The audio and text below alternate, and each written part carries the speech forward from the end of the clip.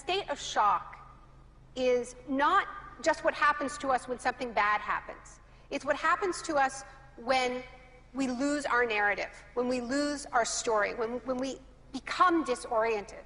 What keeps us oriented and alert and out of shock is our history. So a period of crisis like the one we're in is a very good time to think about history, to think about continuities, to think about roots. It's a good time to place ourselves in the longer human story of struggle.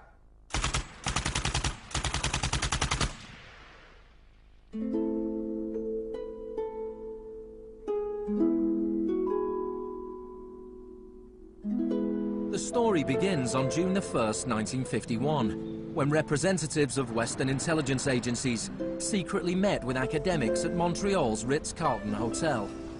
This meeting contributed to military-funded research into the effects of sensory deprivation at McGill University. Sensory deprivation really is a way of producing extreme monotony. It causes loss of critical capacity. The thinking is less clear. The subject complains that he can't even daydream. And when you have college students that can't daydream, they're in a bad way. I began to think while we were doing our experiments that it's possible that something that involves physical discomfort or even pain might be more tolerable than simply the deprivation conditions that we studied. Hebb decided to stop work on the research. But I had no idea when I suggested that what a vicious weapon, potentially vicious weapon, this could be. These are the days and hours are the occasions. But experiments at McGill continued under the ambitious head of psychiatry, Dr. Ewan Cameron. What he did was much more than what we had done. We did our work strictly with the understanding that the subject could get up and walk out at any point he wished to, and some of them did. Cameron's patients were not so lucky. The Allen Memorial Institute, where he worked, began to resemble a macabre prison, where Cameron performed bizarre experiments on his psychiatric patients. Cameron wanted to de-pattern or wipe clean his patient's mind, so he could rebuild them from a blank slate. Janine Huard was a young mother of 4, suffering from postnatal depression. I used to shiver when they told me about, you're going to get a shock treatment tomorrow. I used to shiver. I was so scared of it.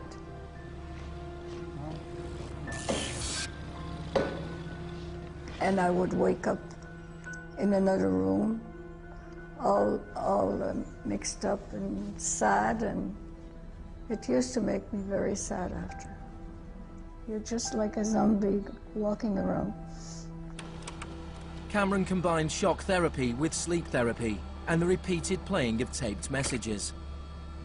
It says, Janine, Janine, you are running away from your responsibility. You don't want to take care of your husband and children. All the time, the same thing. It sounds like you were being interrogated. Yes, interrogation, but for what purpose? It wasn't long before the CIA put Cameron's research into practice. Many of his techniques appear in the agency's Kubark Counterintelligence Interrogation Manual. These words are from the manual.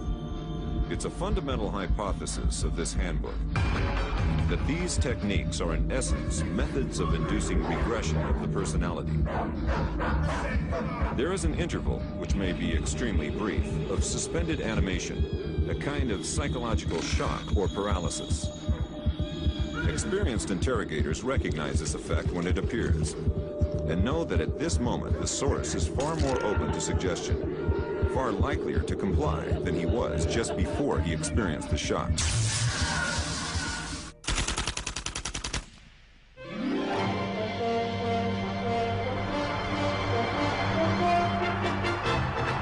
At the same time as Ewan Cameron was conducting his experiments in Montreal, an exponent of another kind of shock was working not so far away. Milton Friedman was teaching economics at the University of Chicago. He believed economic shock therapy could encourage societies to accept a purer form of deregulated capitalism. In October 2008, in the midst of the biggest financial crisis since 1929, Naomi Klein went to the University of Chicago to talk about Milton Friedman. When Milton Friedman turned 90, the Bush White House held a birthday party for him. And everyone made speeches, including George Bush. But there was a really good speech that was given by Donald Rumsfeld. My favorite quote in that speech from Rumsfeld is this. He said, "Milton is the embodiment of the truth that ideas have consequences." What I want to argue here is that the economic chaos that we're seeing right now on Wall Street and on Main Street and in Washington stems from many factors, of course, but among them are the ideas of Milton Friedman.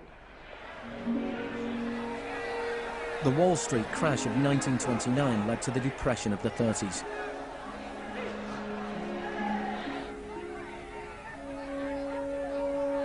Central to Friedman's thesis was his opposition to the New Deal, announced by President Franklin Roosevelt in his inaugural speech. Our greatest primary task is to put people to work. This is no unsolvable problem if we face it wisely and courageously. Let me assert my firm belief that the only thing we have to fear is fear itself. Influenced by the economist John Maynard Keynes, Roosevelt started a program of public employment to get people back to work. Today, depression is a fading memory. Millions of men and women have found employment, and with it, confidence and hope. It wasn't that simple. The Depression lasted into World War II. But after the war, the Marshall Plan spread Keynes's model of government regulation and intervention to Europe.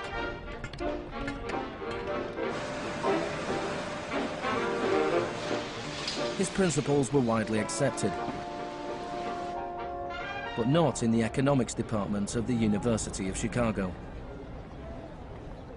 Milton Friedman from this university waged a war against the New Deal. Friedman was a member of a group called the Mont-Pelerin Society, led by the Austrian economist Friedrich von Hayek.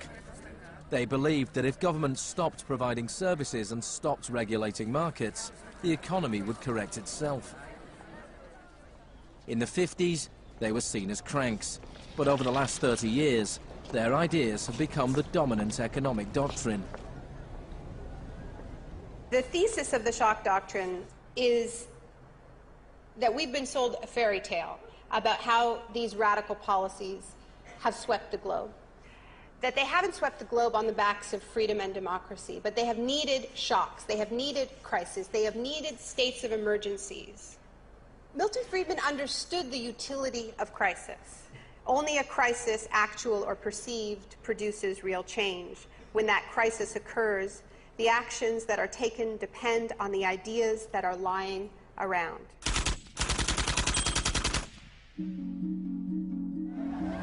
It was in Chile that Friedman's disciples first learned how to exploit a large-scale shock or crisis. Usually the official storytellers of neoliberalism, the official publicists, don't even mention Chile. They start the story with Thatcher and Reagan because it's much more flattering that way. In the 50s and 60s, Chile's progressive developmental policies were a beacon in the region. The government invested in health, education and industry. American corporations were worried their investments would suffer. In response, the US State Department began sponsoring students from Chile and the rest of South America to study free market economics with Milton Friedman. The University of Chicago had a joint arrangement with the Catholic University of Chile, under which a great many Chilean students came to the University of Chicago, were trained by us and received PhDs. These students went back and taught in Chile. The Catholic University Economics Department in Santiago became a little Chicago school. Arnold Harberger, the economist in charge of the program, described himself as a seriously dedicated missionary. In 1970, Salvador Allende's Popular Unity government won the election on a platform of nationalization of large sectors of the economy. Chile's phone company was majority owned by the US corporation ITT. It spearheaded attempts to stop Allende becoming president. It had the support of Richard Nixon in the White House. I was not there, but I can tell you what we now know to be a fact. He ordered the CIA to prevent Allende from assuming the presidency. And indeed, they tried to get me to lean on the Chilean military right after Allende was elected. Despite the efforts of the CIA, Allende was sworn in as president.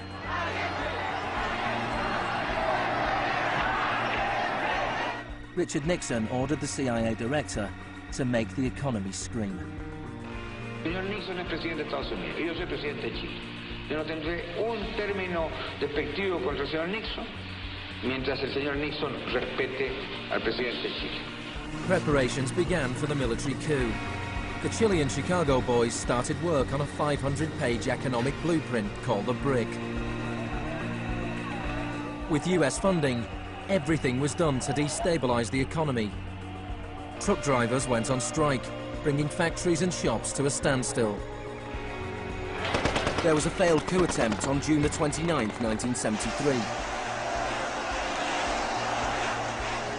And then on September the 11th, with General Pinochet leading the army, the assault began on the presidential palace.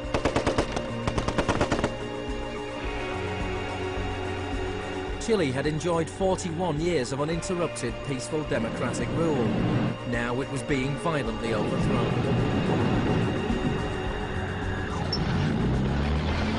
Pinochet and his supporters described the coup as a war. It was certainly designed to look like one.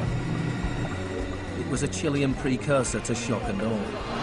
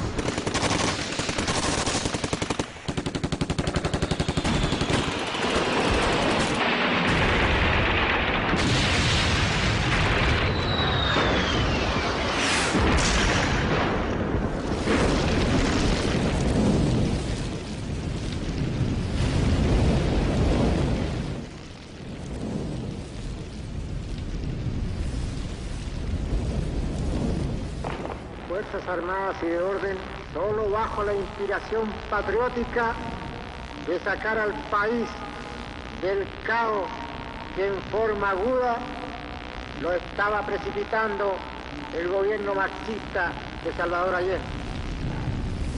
The Chicago boys delivered their economic blueprint, the BRIC, to Pinochet.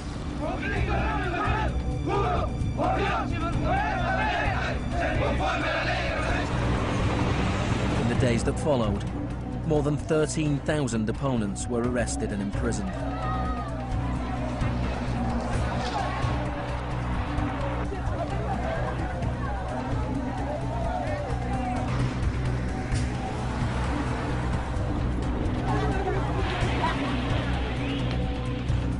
Thousands of prisoners were held in the National Stadium. Many were tortured. Chile became notorious around the world. ¿Cuántas personas?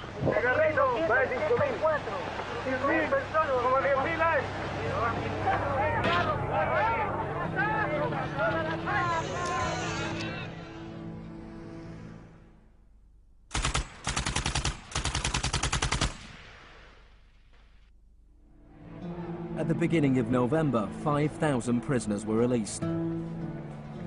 The 900 they left behind were transferred to other detention centers.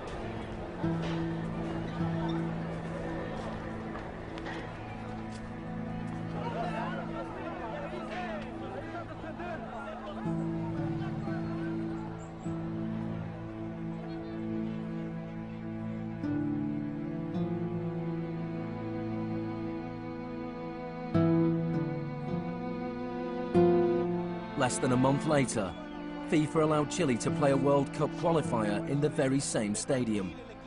Their opponents, the Soviet Union, refused to play there, so Chile were allowed to score into an open goal and went through to the 1974 World Cup finals.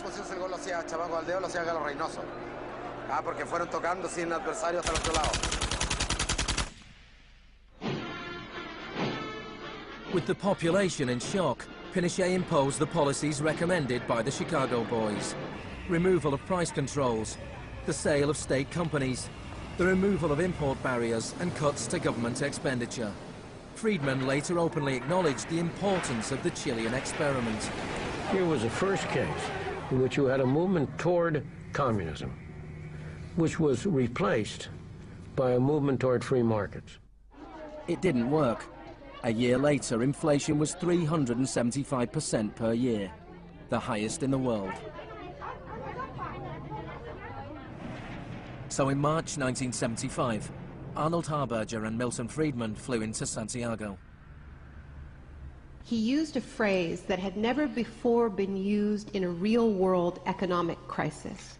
He called for shock treatment. He said that he was like a doctor that was going to help a country that was suffering an epidemic, and he was simply prescribing the medicine.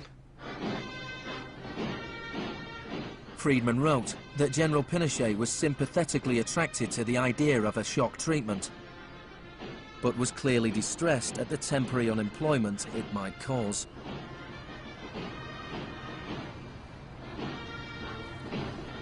It rapidly became clear that Friedman's economic policies benefited the wealthy at the expense of the poor. It was calculated that a family trying to live on the average wage had to spend 74% of its income on bread. Items such as bus fares or milk became luxuries, and Pinochet got rid of free milk in school, a move that echoed the controversial policy of the young education minister in Britain, who would later become his friend.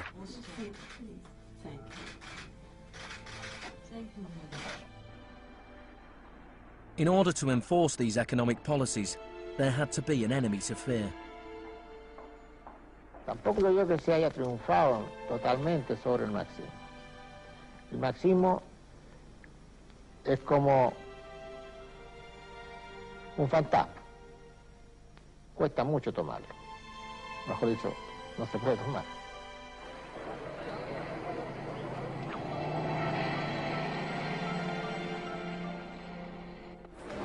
Friedman and Harberger argued that free market economics went hand in hand with freedom and democracy.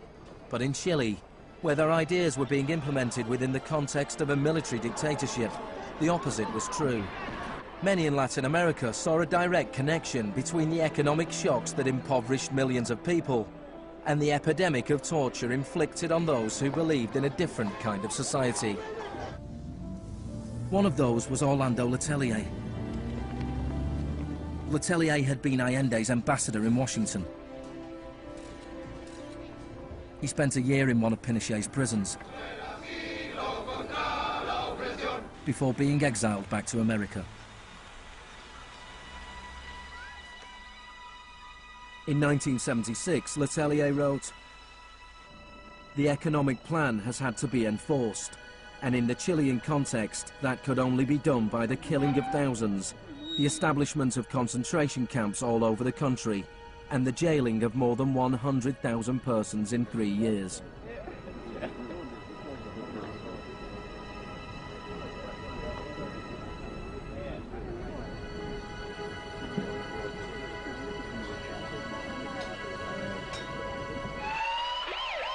Less than a month later, Letelier was killed by a car bomb. Good evening. A powerful bomb today tore through a car as it was driving along Washington's usually quiet Embassy Row. The Chilean was Orlando Letelier, who also had been foreign minister during the last months of the late Salvador Allende's Marxist regime. Richard Roth reports. Michael Townley, a member of Pinochet's secret police, was behind the bombing. He'd entered the US on a false passport with the knowledge of the CIA. Michael, buenas noches. Buenas noches, Pablo. La opinión del Poder Judicial chileno, ¿hay confianza en él? Mire, yo confío plenamente en la justicia chilena como patriota y luchador antimarxista y juntista por sobre todas las cosas. Despite his confidence, Townley was extradited to the US and convicted of Letelier's murder. Pinochet ruled Chile as a military dictator for 17 years, but in a frank interview, Harberger remained in denial. You cannot have a repressive government for long within a genuinely free economic system. In the same year as Orlando Letelier's murder, Milton Friedman was awarded the Nobel Prize for Economics. You know, you people have such a distorted idea of what went on. Let me tell you some facts. Number one, I was offered 2 honorary degrees by universities in Chile before I went down. I refused to take them because those universities were being supported in part by public funds, and I did not want to appear in any way to provide any support to the political system in Chile. I'm not a representative of Chile. I'm not an advisor to Chile. I have no commitments to the government of Chile.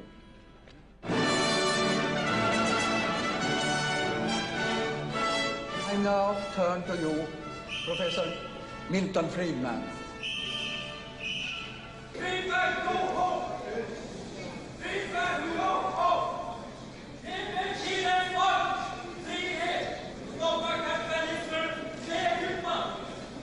I am very sorry for this incident. It could have been worse.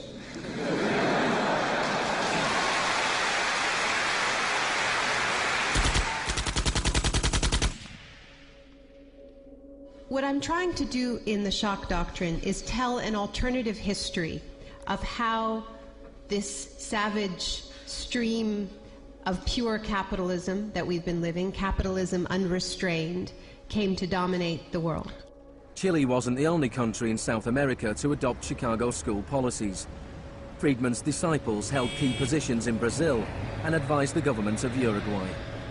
Then on March the 24th, 1976, a military coup overturned the government of Isabel Perón in Argentina. A junta of 3 generals took over the country, led by General Videla. Chicago boys landed key economic posts in the military government. They seized the opportunity for major economic and social re-engineering. And within a year of the coup, wages lost 40% of their value, factories closed, poverty spiraled. Just as in Chile, people had to be terrorized into accepting these economic policies. Videla learned from Pinochet's experience. He adopted the tactic of disappearing people. Striking a balance between public and private horror, disappearances were often carried out in broad daylight, but could always be denied.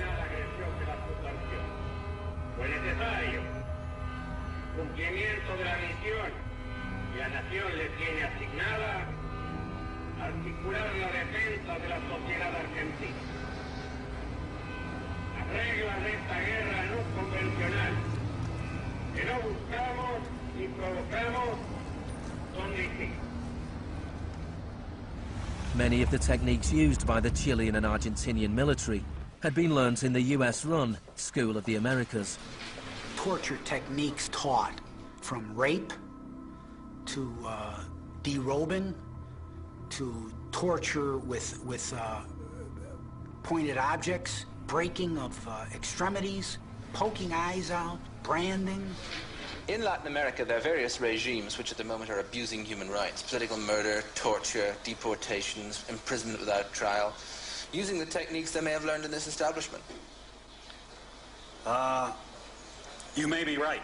If you can say that the skills which we've taught here have been applied, I can't deny that. The use of torture of a known enemy soldier to gain some kind of military advantage, I think, is justifiable and smart. To go beyond that, to use torture techniques merely to intimidate people, is completely wrong, unethical and immoral. But in Argentina and Chile, these techniques were not used just on soldiers or terrorists. They were used on students and union members. They were used on anyone who opposed the free market economic policies of the regime.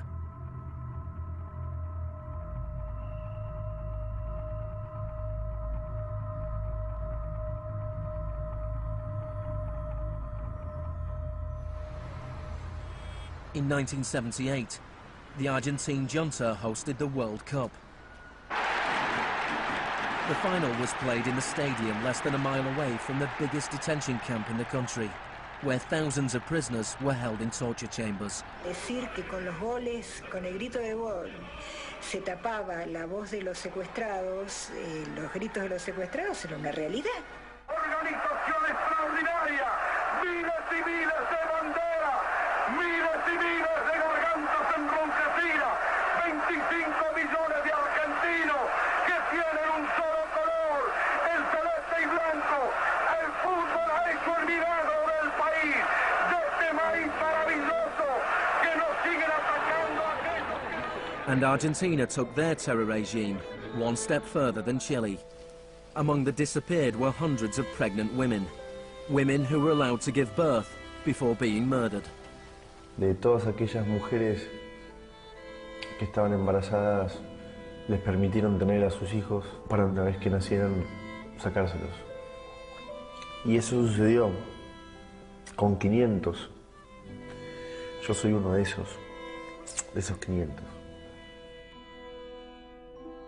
Those children, many of whom were raised by families connected to the military, were a powerful reminder of the junta's project to re-engineer an entire society.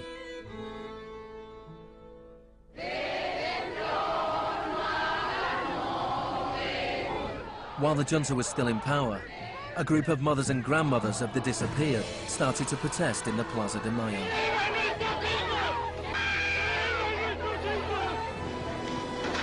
They turned detective, searching for the disappeared children. After the junta collapsed, some were found and reunited with their families. Occasionally they found remains. Mostly they found nothing.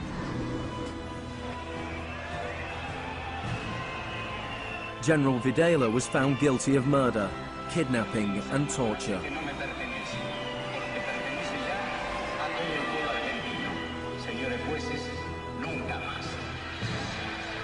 He was sentenced to life in prison.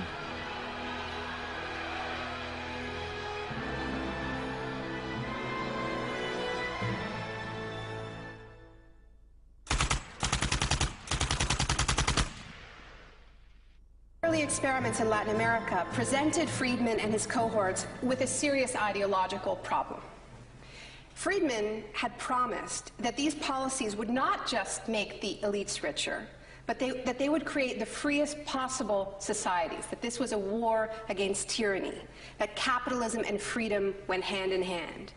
Yet here we see that in the 70s, the only countries putting these ideas into practice were military dictatorships.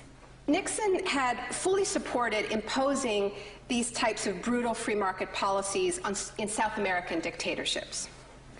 But when it came to domestic economic policy in the United States, where Nixon had to worry about getting re-elected, it was a very, very different story.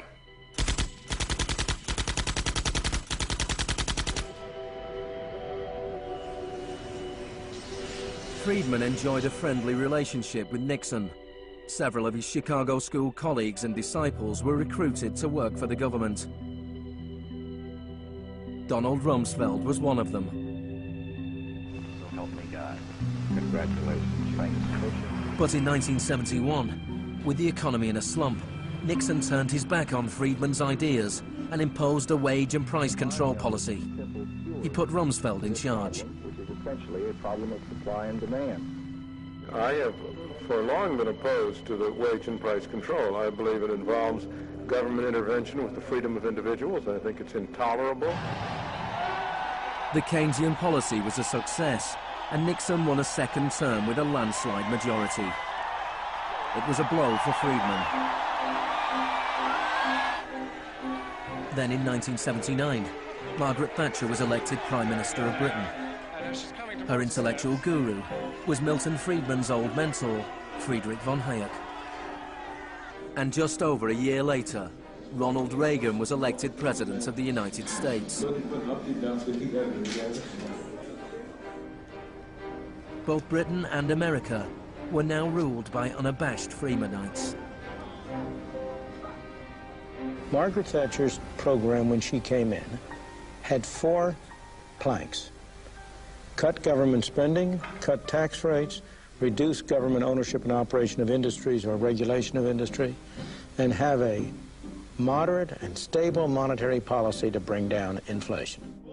Within her first 3 years in office, unemployment doubled in parts of the economy, leading to waves of strikes. Thatcher's personal approval rating slumped to 25%. There were riots in Britain's major cities. Even Margaret Thatcher's admirers had their doubts.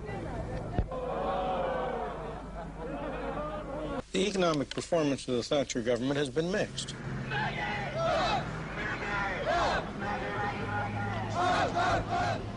To those waiting with bated breath for that favorite media catchphrase, the U-turn, I have only one thing to say. U-turn if you want to. The ladies not for turning. Friedrich von Hayek urged Thatcher to copy Pinochet's economic shock therapy policies. Thatcher replied, "In Britain, with our democratic institutions and with the need for a high degree of consent, some of the measures adopted in Chile are quite unacceptable." Thatcher's profound unpopularity seemed to be proving once again that free market fundamentalism was simply too unpopular, too directly harmful to too many people to survive in a democratic state where governing requires getting the consent of the governed, unlike a military dictatorship.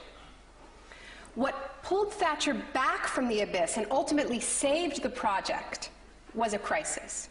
Indeed, it was the ultimate crisis. It was a war. We are here because for the first time for many years, British sovereign territory has been invaded by a foreign power.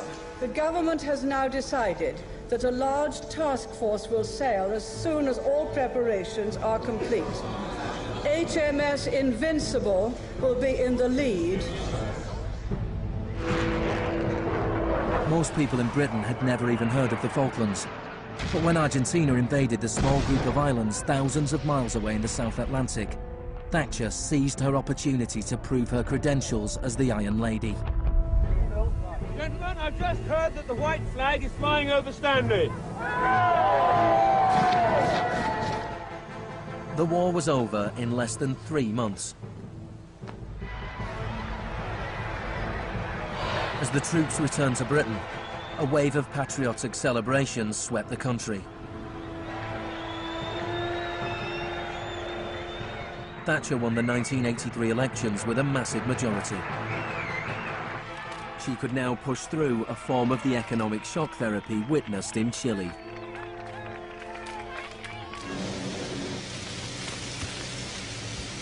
The most powerful union in Britain was the National Union of Mine Workers. When the National Coal Board tried to close pits down, the miners went on strike.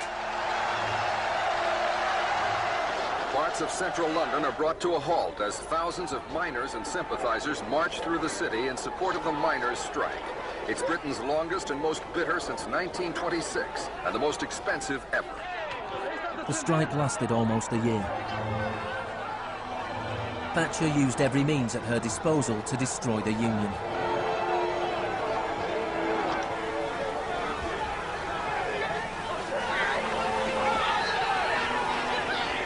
Eventually, the miners were defeated.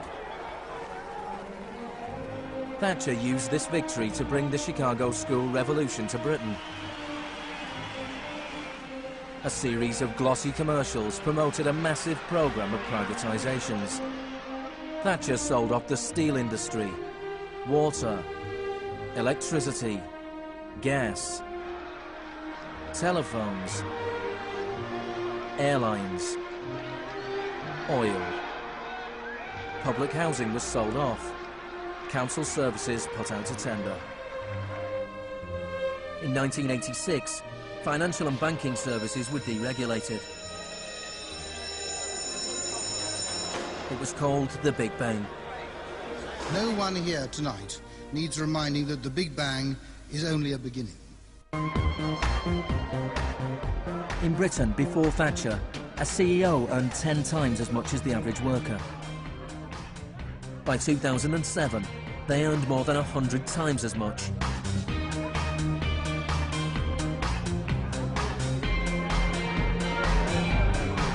In the US, before Reagan, CEOs earned 43 times as much as the average worker. By 2005, they earned more than 400 times as much. Friedman openly acknowledged the importance of Thatcher and Reagan in the spreading of Chicago school policies around the world. The coincidence of Thatcher and Reagan having been in office at the same time was enormously important for the public acceptance worldwide of a different approach to economic and monetary policy. Thank you very much. What I'm describing now is a plan and a hope for the long term. The march of freedom and democracy, which will leave Marxism, Leninism on the ash heap of history as it has left other tyrannies which stifle the freedom and muzzle the self-expression of the people.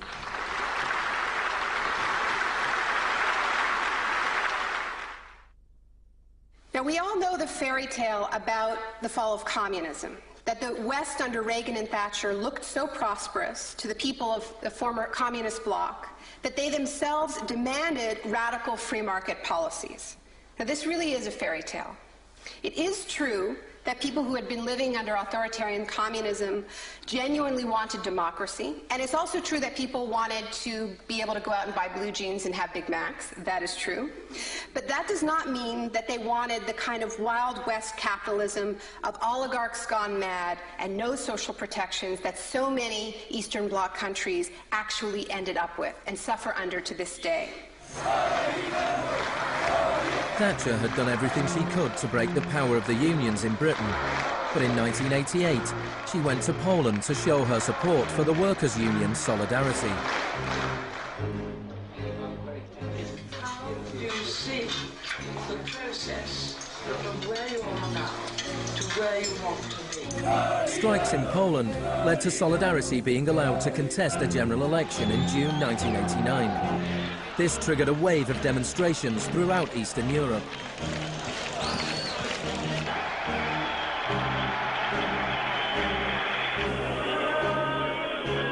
In the past, the Soviet Union had used military force to crush democratic movements. But the Soviet Union had a new type of leader, Mikhail Gorbachev, who was committed to glasnost and perestroika.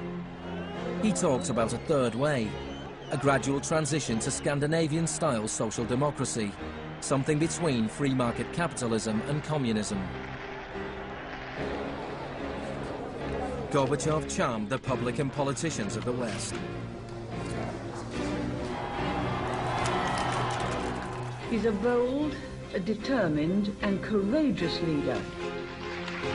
Gorbachev stood and watched as one by one the old communist regimes collapsed.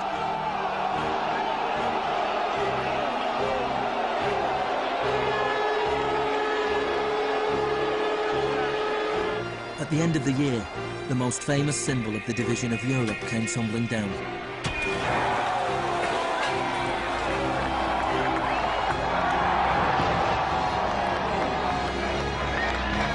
For Friedman and the Chicago boys, a whole new world opened up. In the Soviet Union, Gorbachev was hoping to gradually reform the Russian economy. In 1991, Gorbachev was invited to the G7 summit in London. He was hoping for financial support for his gradual economic reforms. Instead, he was told that unless he embraced radical shock therapy, there would be no aid at all. Thank you, Mr. President. That's not a little close. The next month, there was a coup attempt against him. A group of Communist Party hardliners placed Gorbachev under house arrest in his holiday home in the Crimea. Tanks surrounded the White House, the Russian parliament.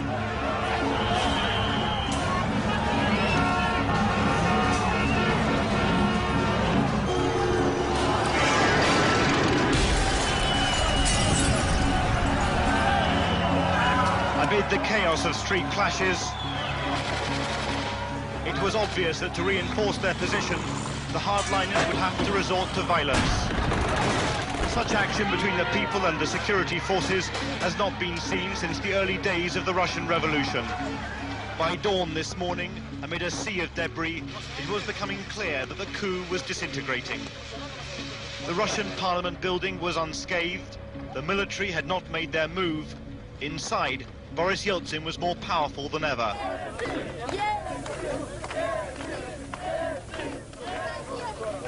This was Yeltsin's finest hour.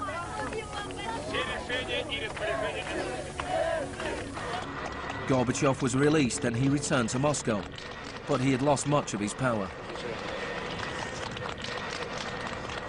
Я выражаю признательность за принципиальную позицию россиянам, президенту России Борису Николаевичу Ельцину. In December 1991, the Soviet Union was dissolved, a profound shock for the Russian people. Yeltsin was now in charge of economic policy for the Russian Federation. The free market came to Russia. There was chaos. The adoption of Chicago school policies in Russia marked the beginning of a new chapter in the free market crusade. It was all shock, no therapy.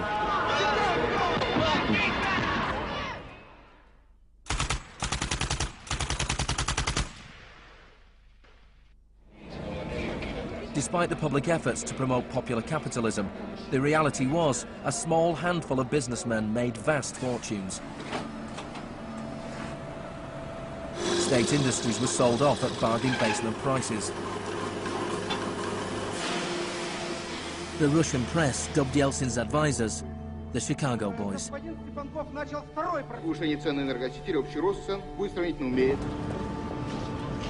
Yeltsin's shock therapy meant that in 1992, the average Russian consumed 40% less than in 1991. A third of Russians fell below the poverty line, and wages weren't paid for months. One expert today predicted 140 million Russians will soon be living below the poverty line. Corruption was rife. Organised crime boomed. Moscow became the new Wild West.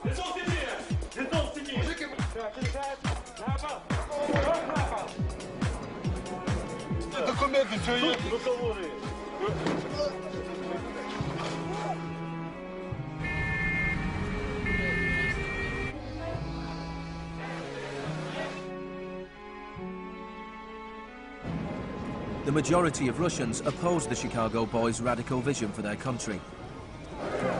In March 1993, Parliament made a crucial decision. It voted to repeal the special powers it had given to Yeltsin. Yeltsin declared a state of emergency.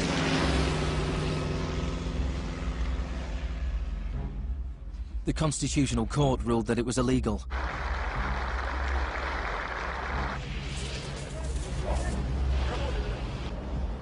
On September 21st, Yeltsin took the Pinochet option and dissolved Parliament. Сегодняшнего дня прерывается осуществление законодательной, распорядительной и контрольной функций съезда народных депутатов. The West threw its weight behind Yeltsin. We feel that Boris Yeltsin is the best hope for democracy in Russia. 2 days later, Parliament voted to impeach Yeltsin by 636 votes to 2. Thousands of supporters of the Parliament gathered outside the White House and marched on the television station.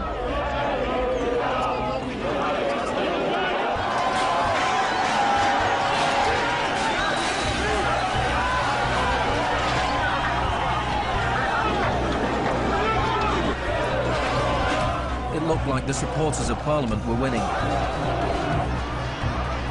Yeltsin flew back to Moscow from his holiday home.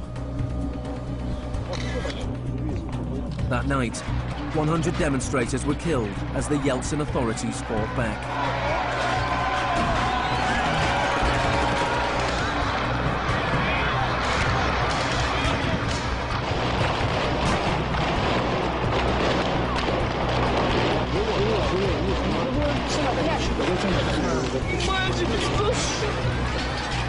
On the 4th of October, he ordered troops to storm the White House, shelling the very building he had defended 2 years earlier.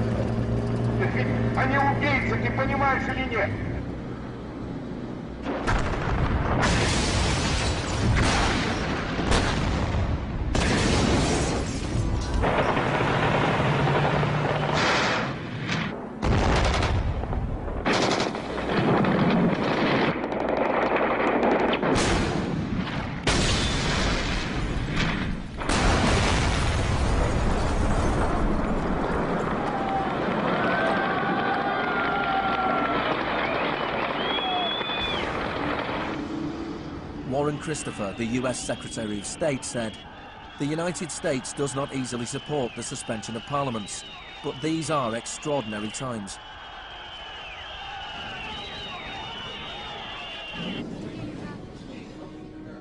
Yeltsin now had absolute power. With the advice of his Chicago boys, he ruled through a form of crony capitalism. Even more state industries were sold off, creating a new class of billionaire businessmen with huge political influence, the oligarchs. By 1998, 80% of Russian farms were bankrupt and 70,000 state factories were closed. In 8 years, the number of people living in poverty increased by 72 million. Meanwhile, Moscow would go on to have more billionaires than any other city in the world.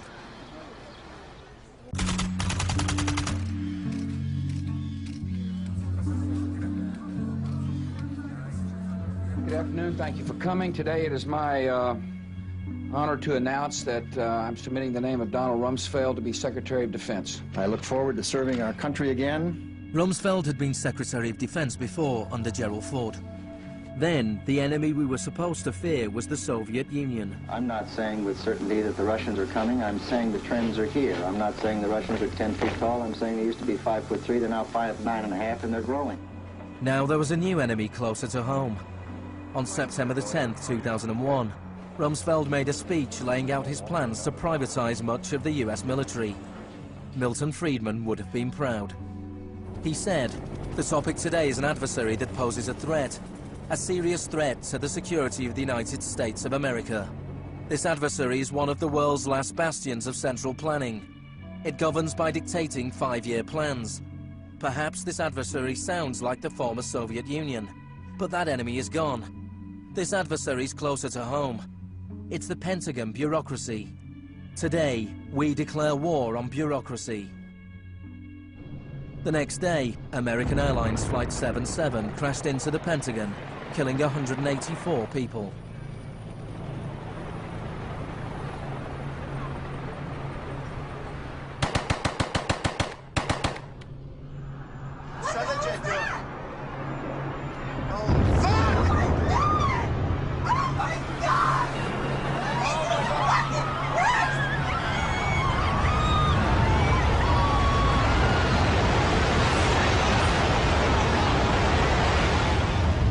Think about that feeling after those attacks.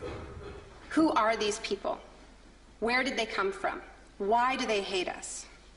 There was a total loss of collective narrative. We were not living in the world that we thought we lived in. And we kept hearing from our political leaders that everything we thought we understood before the attacks no longer applied. There was a new phrase, pre-9/11 thinking. And what happened in that moment is that suddenly news stories sort of magically appeared. That we were in a clash of civilizations. That's the world that we suddenly lived in. That there was an axis of evil, and that we were fighting a war against terror. This abstract, unwinnable war has had huge economic consequences. Before 2001, Homeland Security barely registered as an industry. Today, it is bigger than Hollywood and the music industry combined.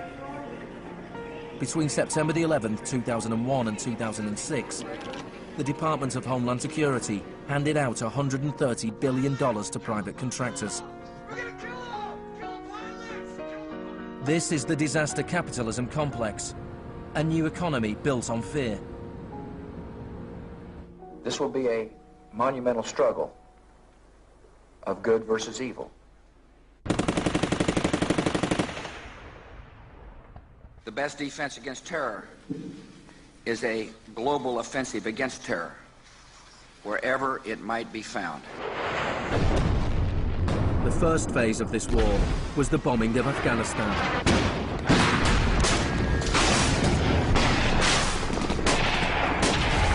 The Taliban government was quickly overthrown.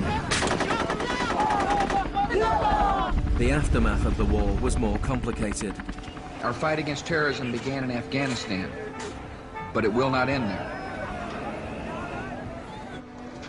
We're primarily looking at detainees that we can use. We're collecting intelligence.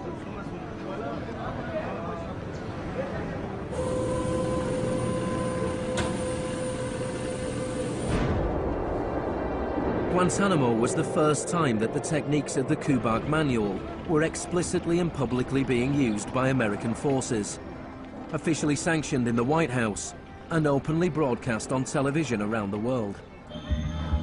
Isolation, both physical and psychological, must be maintained from the moment of apprehension. The capacity for resistance is diminished by disorientation. Prisoners should maintain silence at all times. They should never be allowed to speak to each other. 3 of the prisoners were Asif Iqbal, Ruhal Ahmed and Shafiq Rasool from Tipton in England. They spent more than 2 years in Guantanamo before being released without charge. Mentally, yeah, you couldn't speak to nobody, you couldn't do nothing, you couldn't stand up. And just sitting there, you'd be in your thoughts all the time thinking, what the hell's going on, where the hell am I? And we're going to be staying here for the rest of our lives, and we're going to be going back home. Will we ever see our family again? Of the 779 prisoners that have been held in Guantanamo Bay, only 3 have ever been convicted of any offence.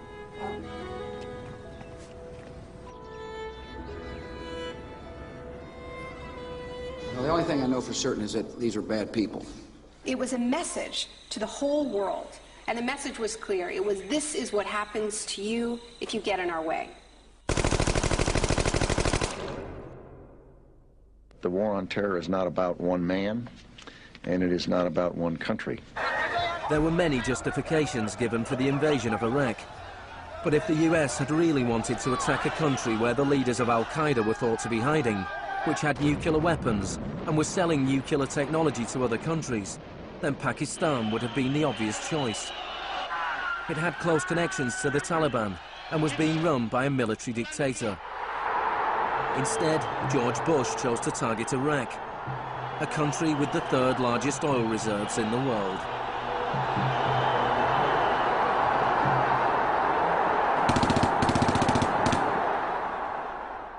Now, about the Defense Department's war plan. It is not like that for the Gulf War. It's more along the lines of the Panama invasion of 1989.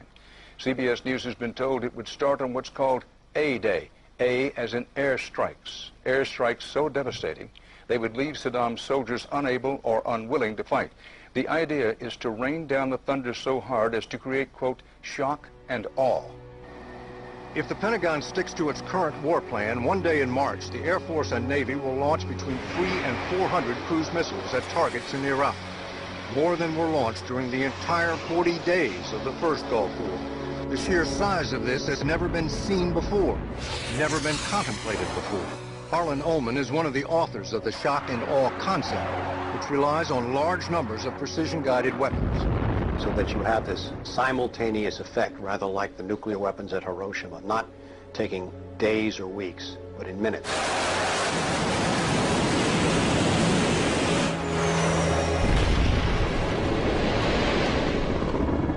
You also take the city down. By that I mean you get rid of their power, their water, and you begin this relentless campaign to wear them down so that 2, 3, 4, 5 days they are physically, emotionally, and psychologically exhausted. Last night, a square mile in central Baghdad seemed like hell on earth. During the first wave of the bombing, the citizens of Baghdad suffered a version of the sensory deprivation described in the Kubag Manual.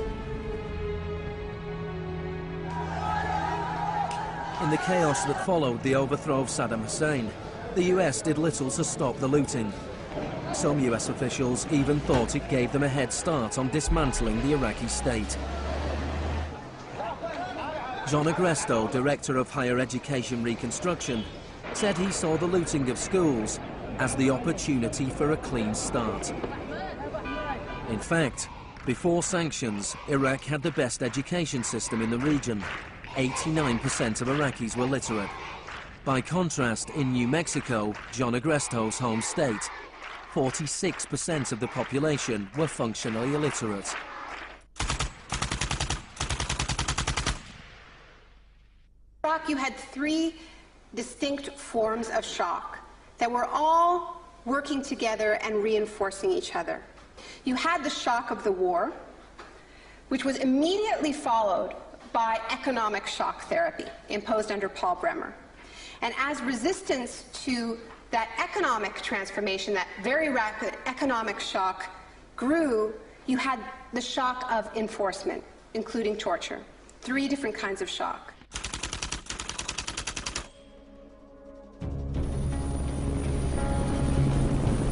In May 2003, Paul Bremer was appointed US envoy to Iraq. 2 weeks after he arrived, he declared the country open for business. We considered that the coalition had very broad authorities to determine the direction of the Iraqi economy. Bremer knew little of Iraq, but he knew about disaster capitalism. He had launched crisis consulting practice at the start of the Homeland Security boom. Today is a very important day in Baghdad. Bremer spent the first 4 months passing classic Chicago school laws. Rumsfeld described Iraq as having some of the most enlightened and inviting tax and investment laws in the free world. One of the first acts of Bremer was to fire 500,000 state workers. This was partly an act of debartification, but slashing governments was also vintage Friedman. Money was promised for reconstruction. Our investment in the future of Afghanistan and Iraq is the greatest commitment of its kind since the Marshall Plan. But in fact, it was just the opposite. Whereas the Marshall Plan was intended to boost European industries, US aid money in Iraq was spent on US corporations. If work came to Iraqis, it came at the bottom of a series of subcontractors. Creative associates received contracts worth $100 million to draft the curriculum and print new textbooks for the education system. Management and technology consultant Bearing Point was awarded contracts worth $240 million to build a market-driven system in Iraq. North Carolina-based RTI received contracts worth $466 million to advise on bringing democracy to Iraq. And Halliburton was awarded $20 billion in cost-plus Iraqi contracts. Parsons was handed $186 million to build 142 health clinics. Only 6 were ever completed. And basic electricity and water supplies hardly improved, despite billions being spent in the first 4 years. We're going to succeed here, and when we succeed here, we will have done something important, not just for 25 million Iraqis. We will have done something that serves Western interests in this whole region.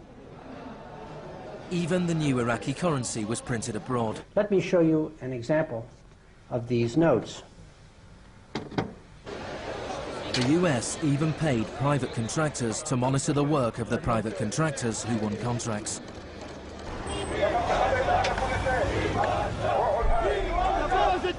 I was in Baghdad in 2004, and this is the period when bombs started to go off regularly in Baghdad. In fact, the night that I arrived, a bomb went off very near our hotel. But what was really striking to me in this period was that despite the violence and despite the chaos, the next day, Iraqis were out in the streets protesting. 19 killed and 100 injured in Najaf. And what they were demanding at this time was elections, the right to actually have a say in what the post-Saddam era would look like. Now, in the early days of the occupation, the protests were peaceful, but as time went on, and the protests didn't have an effect, more and more Iraqis joined the armed resistance.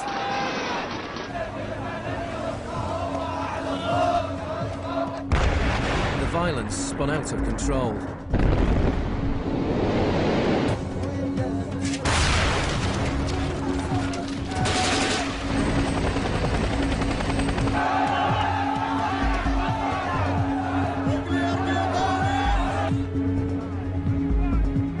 As in South America 3 decades earlier, bodies were often dumped by the roadside as a warning to others. These were Iraq's disappeared.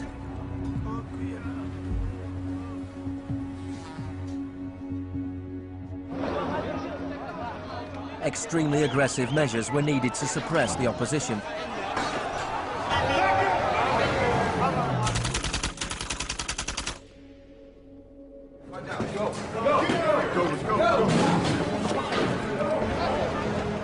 The first 3.5 years of the occupation, 61,500 Iraqis were captured. By spring 2007, 19,000 remained in custody. In prison, they were interrogated using techniques that could be traced to those devised by the CIA from Ewan Cameron's experiments in the 50s.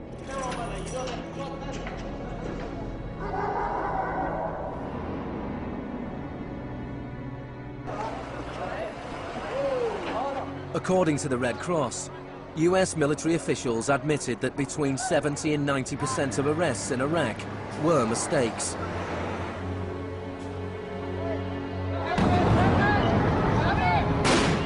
The chaos in Iraq seems like a defeat for shock therapy.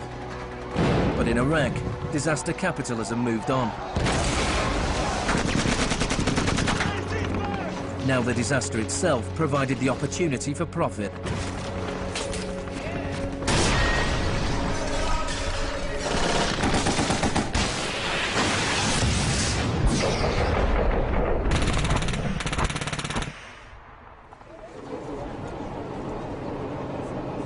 US military spending has almost doubled since 2001, nearing $700 billion per year.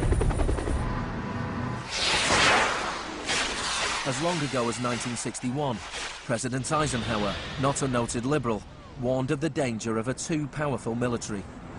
Now, this conjunction of an immense military establishment and a large arms industry is new in the American experience. We must guard against the acquisition of unwarranted influence, whether sought or unsought, by the military-industrial complex. We must never let the weight of this combination endanger our liberties or democratic processes. The war in Iraq is the most privatized war in modern history. The Green Zone in Baghdad is an extreme version of what is happening around the world. A privatized, secure world protected from the chaos outside.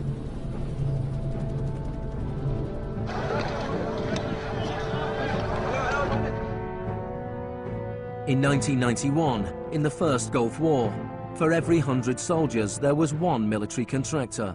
In 2003, at the beginning of the war in Iraq, for every 100 soldiers, there were 10 contractors. By 2006, for every 100 soldiers, there were 33 contractors. A year later, for every 100 soldiers, there were 70 contractors. By July 2007, there were more contractors than soldiers in Iraq. This was going beyond what even Milton Friedman had dared to hope. The only things I would not denationalize are the armed forces, the courts, and some of your roads and highways. One of the most high-profile contractors was Blackwater USA. During the April 2004 uprising in Najaf, Blackwater assumed command over US Marines. Dozens of Iraqis were killed during the operation. The US had indemnified the private contractors against any Iraqi laws, so they were operating in a law-free bubble, a little like Guantanamo. I asked your Secretary of Defense a couple months ago what law governs their actions. Mr. I was going to ask him. Go ahead.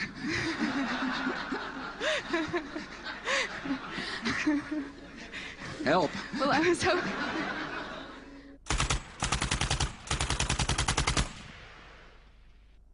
Just as Cameron's shock therapy left his patients confused and broken, so the multiple shocks inflicted on Iraq reduced the country to a lawless, violent, sectarian mess.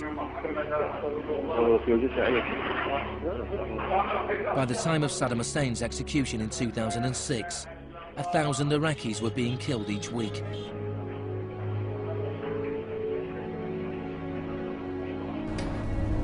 By April 2007, the United Nations High Commission for Refugees estimated 4 million people had had to leave their homes. Hundreds of thousands of Iraqis had died. I think the historians will write very clearly that we did a great and noble thing here.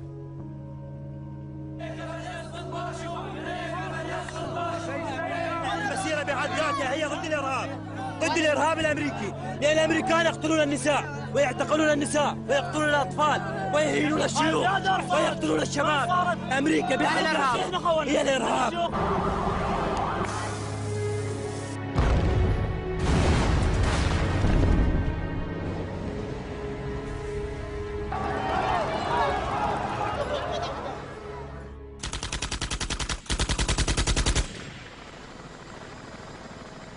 When Hurricane Katrina hit New Orleans in August 2005, the world was shocked to witness a sort of disaster apartheid.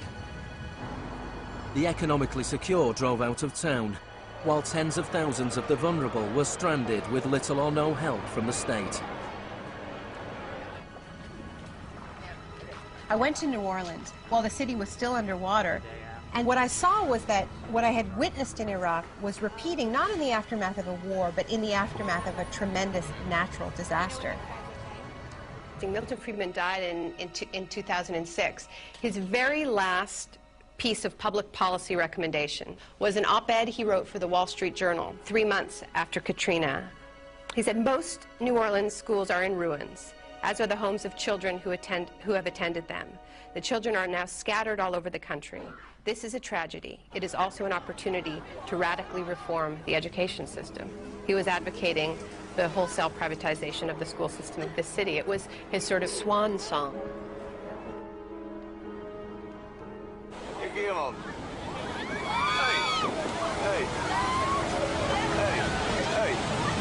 I'd witnessed a similar process in Sri Lanka in the aftermath of the 2004 tsunami.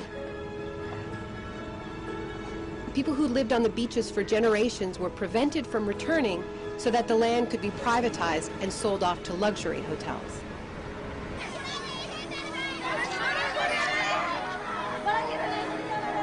And this is exactly what I mean by the shock doctrine, the systematic raiding of the public sphere in the aftermath of a disaster, when people are too focused on the emergency, on their daily concerns, to protect their interests.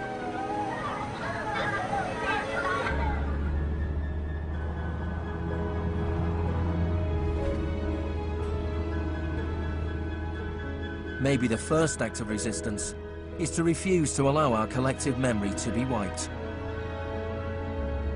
In 2008, Naomi Klein visited Villa Grimaldi with Isabel Morel, the widow of Orlando Letelier. Villa Grimaldi is a memorial to the cruelty of the Pinochet regime and to its eventual defeat. Villa Grimaldi fue el principal centro de tortura mientras se buscaba implementar la política de shock económico. Esta es la que tú señalas en el libro como las casas de uno por uno donde estaban los detenidos en Villa Grimaldi. It's not that I loved Pinochet, but I think that he was our teacher in many things. We learned about evil.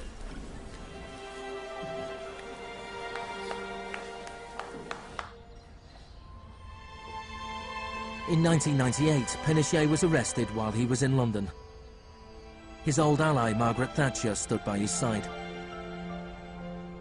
I know how much we owe to you.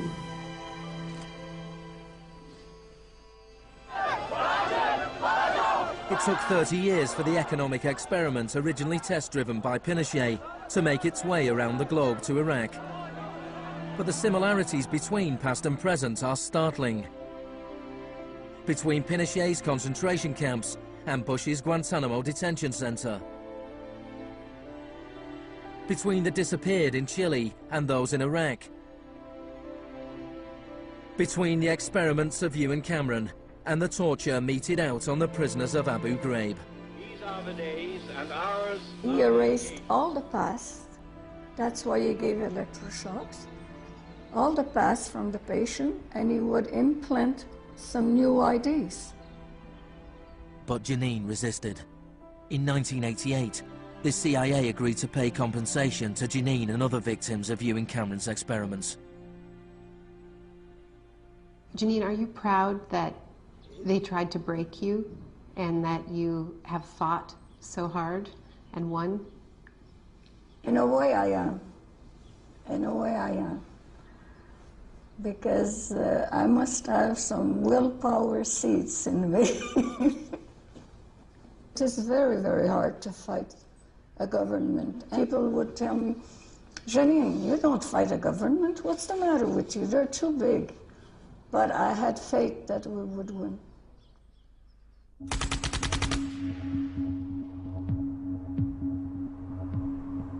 It is in the nature of unregulated markets to be volatile. Bubbles are allowed to inflate, and then, inevitably, they burst.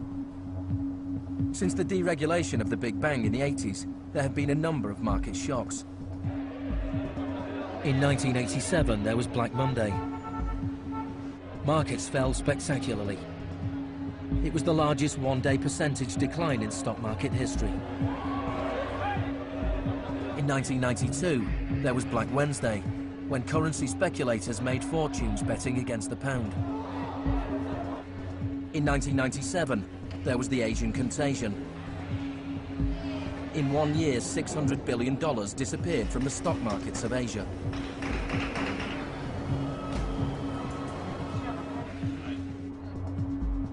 And then, in September 2008, the financial markets imploded. The market is not functioning properly.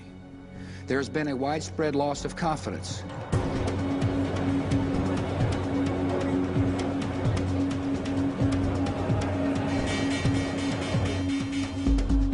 On September the 15th, Lehman Brothers filed for Chapter 11 bankruptcy protection. Yet only 1 week later, it was announced that workers at their New York office would share $2.5 billion in bonuses.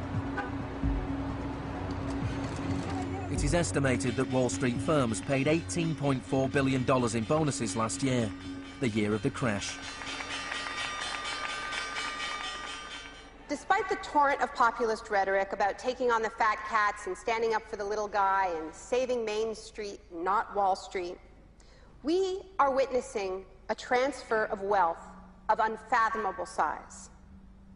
It is a transfer of wealth from public hands, from the hands of government, collected from regular people in the form of taxes, into the hands of the wealthiest corporations and individuals in the world. Needless to say, the very individuals and corporations that created this crisis. We are in the midst of a once-in-a-century credit tsunami. I found a flaw. I don't know how significant or permanent it is, but I've been very distressed by that fact. In the United States, it was the financial crisis that secured Obama's victory. Americans wanted to change course. Hello, Chicago!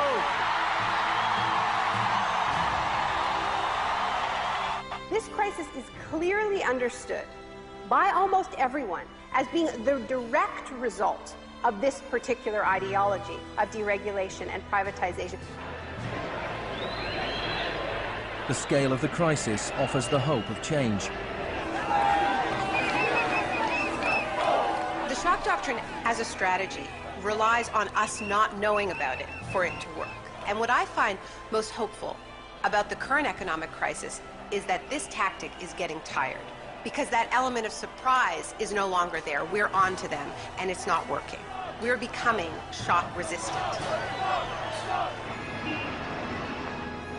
The last time the world suffered a financial crisis as severe as this, people turned to the Keynesian policies of the New Deal. Let me assert my firm belief that the only thing we have to fear is fear itself. More than 1 million people came to Washington to hear Obama's inauguration speech. Many journalists made comparisons with FDR. Now, there's been a lot of talk recently about comparing Obama to Franklin Delano Roosevelt. So I want to talk a little bit about FDR, because there's a great FDR story, and it could be an apocryphal one, about when he would be visited by some progressive organization or a union, and they would be proposing some new progressive policy that they wanted to be part of the New Deal. And he would hear them out, and he would listen to them, and then at the end he would say, "Now go out there and make me do it." And they did. In 1937, which was a pivotal year for the New Deal, do you know how many strikes there were in this country? 4,740 strikes, lasting an average of 20 days. Do you know how many strikes there were in 2007? 21. Now, the other reason to remember this history of struggle is that it tells us something very important, something that we need to remember at this moment when so much is at stake. It teaches us that if we want responses to this economic crisis that leave us with a world that is healthier, that is more just, that is more peaceful, we are going to have to go out there and make them do it. Thank you.